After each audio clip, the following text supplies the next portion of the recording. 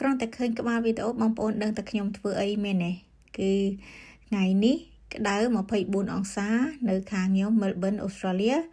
ហើយខ្ញុំមកធ្វើប្រហុកចំហុយពងមាន់ដាក់សាច់ជ្រូកច្រាំឲ្យប្តីព្រោះអីពីព្រឹកហ្នឹងប្តីកាត់ស្មៅអញ្ចឹងហើយចឹងគាត់ថាក្តៅ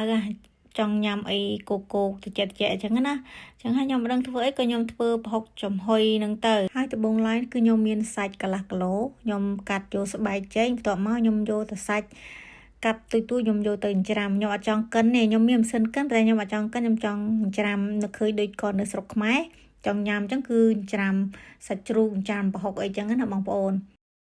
សាច់កន្លះគីឡូខ្ញុំដាក់ប្រហុក2ស្លាបព្រាខ្ទឹមស 4-5 កំពឹសបងប្អូនច្រាំចូលគ្នាឲ្យសព្វសិនមកបន្ទាប់មកខ្ញុំដាក់អំបិលកន្លះស្លាបព្រាបាយម្សៅស៊ុបមាន់កន្លះស្លាបព្រាបាយស្ករ2ស្លាបព្រាហើយនឹងម្ទេស3គ្រាប់ម្ទេសហ្នឹងក៏មិនសូវហឹរប្រហែលដែរខ្ញុំច្រាំខ្ញុំយកពណ៌ស្អាតនៅក្នុងហ្នឹងបងប្អូនហើយនេះក្បួនងាយបងប្អូនហើយប្រហុកខ្ញុំមិនដាក់ច្រើនទេខ្ញុំប្រើតែ2ស្លាបព្រាហ្នឹងដោយសារប្តីខ្ញុំគាត់អត់សូវចូលចិត្តប្រហុកពេលដែលគាត់ញ៉ាំច្រើនទៅគាត់ខាស់កដូចខ្ញុំវីដេអូមុនដែលខ្ញុំធ្លាប់និយាយអញ្ចឹងណាអញ្ចឹងហើយគឺខ្ញុំច្រាំចូលគ្នាអស់ហើយយកមកដាក់ក្នុងចានដើម្បីគោះពងទាចូលណាបងប្អូនពងមាន់ក៏បានពងទាក៏បានតែខ្ញុំប្រើពងមាន់ដោយសារនៅខាងខ្ញុំហ្នឹងគឺពងមាន់ថោកជាងពងទាថ្លៃណាមួយគ្រាប់$2បងប្អូនហើយមានភាគច្រើននៅ Sunday Market ផ្សារថ្ងៃអាទិត្យឬក៏នៅផ្សារអាស៊ីពេលខ្លះក៏អត់សូវមានដែរបងប្អូនហើយបន្ទាប់មកខ្ញុំយកស្បែកជ្រូកដែលខ្ញុំជាចេញហ្នឹងគឺខ្ញុំយកមកហាន់ទូចបន្ទាប់មកខ្ញុំបែកជាពីរមួយខ្ញុំដាក់ចូលនៅក្នុងសាច់ច្រាំជាមួយពងមាន់កូរចូលគ្នាហើយមួយចំណែកទៀតគឺខ្ញុំទុករោយពីលើបងប្អូនរោយយកស្អាតហើយពងមាន់ខ្ញុំដាក់5គ្រាប់ទាំងអស់7គ្រាប់ប៉ុន្តែ2គ្រាប់ទៀតខ្ញុំយកតែពណ៌សទេហើយអាពណ៌ក្រហម2គ្រាប់ហ្នឹងខ្ញុំទុកដាក់លាបពីលើបងប្អូនបន្ទាប់មកលាយច្បល់ចូលគ្នាឲ្យសព្វបងប្អូនអាចថែមថយរសជាតិបានបើសិនជាបងប្អូនចង់ប្រៃឬចង់ប្រហុកដិតជាងនឹងអាចថែមប្រហុកបានហើយដូចខ្ញុំលាយសព្វហើយខ្ញុំថែមទឹកត្រីមួយស្លាបព្រាបាយទៀតគឺខ្ញុំអត់ចោលទេទឹកត្រីព្រោះអីប្រហុកខ្ញុំដាក់តិចអញ្ចឹងហើយខ្ញុំដាក់ទឹកត្រីថែមដោយយកក្លិនហើយរសជាតិមុតបន្ទាប់មកលីសប់ហើយខ្ញុំដាក់ម្ទេស4-5-6គ្រាប់រោយពីលើបន្ទាប់មកខ្ញុំដាក់ស្បែកជ្រូកដែលខ្ញុំទុកពាក់កណ្ដាលនោះខ្ញុំយកមករៀបពីលើអញ្ចឹងណាបងប្អូនរៀបពីលើទៅឃើញស្អាតដល់ពេលដែលយើងចំហុយគឺឃើញស្អាតតែម្ដងឆ្លៀតឱកាសនេះដែរចង់ណែនាំបងប្អូនពីអាជីវកម្ម Digital Online ខ្ញុំសេលីឆាងសប្តាហ៍រស់នៅទីក្រុង Melbourne ប្រទេសអូស្ត្រាលីជាអ្នកម៉ាក់កូន2ធ្វើការផងហើយខ្ញុំក៏ជាម្ចាស់អាជីវកម្ម Digital Online មួយរូបហេតុដែលខ្ញុំចង់យក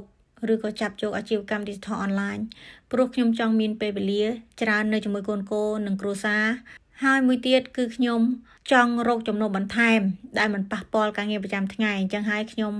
ចាប់យកអាជីវកម្ម Digital Online ព្រោះអាជីវកម្ម Digital Online ជាអាជីវកម្មស្របច្បាប់ត្រឹមត្រូវច្បាស់លាស់បានចំណូលពិតប្រាកដធ្វើនៅកន្លែងណាក៏បានឲ្យតែមានប្រព័ន្ធអ៊ីនធឺណិតព្រោះអាជីវកម្មមានប្រព័ន្ធអ៊ីនធឺណិតរត់អូតូឲ្យ24ម៉ោងក្នុង12ថ្ងៃហើយអាជីវកម្មគឺជាអាជីវកម្មដែល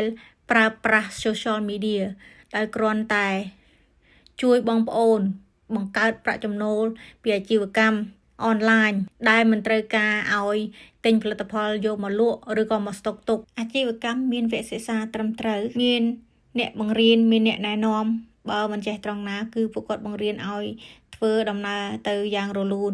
មិនមានជំនាញមិនមានបទពិសោធន៍មិនសូវចេះអង់គ្លេសក៏អាចធ្វើបានមួយថ្ងៃធ្វើតែ1ម៉ោងទៅ2ម៉ោងគឺគ្រប់គ្រាន់មានតែទូរស័ព្ទដៃមួយឬក៏ laptop មួយអាចដំណើរការអាជីវកម្ម Digital Online នេះបានយ៉ាងល្អយ៉ាងមានសេរីភាពដោយគ្រប់គ្រងពេលវេលាខ្លួនឯងហើយនឹងជាម្ចាស់អាជីវកម្មដោយខ្លួនឯងចង់ដឹងព័ត៌មានលម្អិតអាចចូលទៅ website របស់ខ្ញុំ www.silichang.com ចូលចុចឈ្មោះដាក់សាច់ឋានអ៊ីមែលរបស់បងប្អូនហើយចុចលឿនមកបងប្អូននឹងទទួលបានវីដេអូ90នាទីដោយឥតគិតថ្លៃពីព័ត៌មានបន្ថែមងាកមកមើលប្រហុករបស់ខ្ញុំវិញបងប្អូនគឺពេលដែលរៀបចំដាក់ស្បែកជ្រូកពីលើលម្អនឹងម្ទេសហើយគឺខ្ញុំដាក់ក្នុងឆ្នាំងចំហុយបងប្អូនគឺខ្ញុំចំហុយរយៈពេល40នាទីគឺប៉ុណ្ណឹងគឺមិនយូរពេកមិនឆាប់ពេកគឺឆ្អិនល្មមតែម្ដងហើយបន្លែខ្ញុំមានស្បីក្តោប ស្ដែកហៅឡងតាវតសក់ការ៉ុតមួយហើយនឹង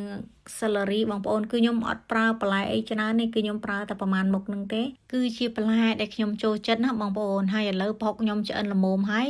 ខ្ញុំយកពងមាន់ក្រហមដែលខ្ញុំវៃចូលគ្នាទុកពីក្របមុនមិញហ្នឹងគឺយកមកលាបពីលើប្រហុកចំហុយរបស់ខ្ញុំនឹងឲ្យមានពណ៌ស្អាតណាបងប្អូនលាបសពទាំងអស់នឹងហើយគ្របឆ្នាំងវិញចំហុយប្រហែល2នាទីអីទៀតហ្នឹងគឺពងមាន់នៅខាងលើហ្នឹងគឺក្រហមឆ្អិនល្មមល្អឈ្ងុយតែម្ដងបងប្អូនដែលពិសេសហ្នឹងគឺ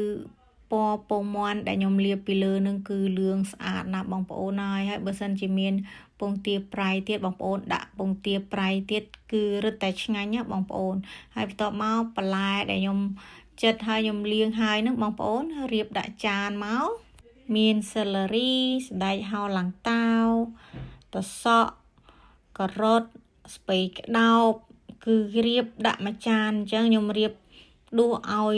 ប្តីខ្ញុំតែម្ដងគឺគាត់កាត់ស្មៅហើយគាត់ហត់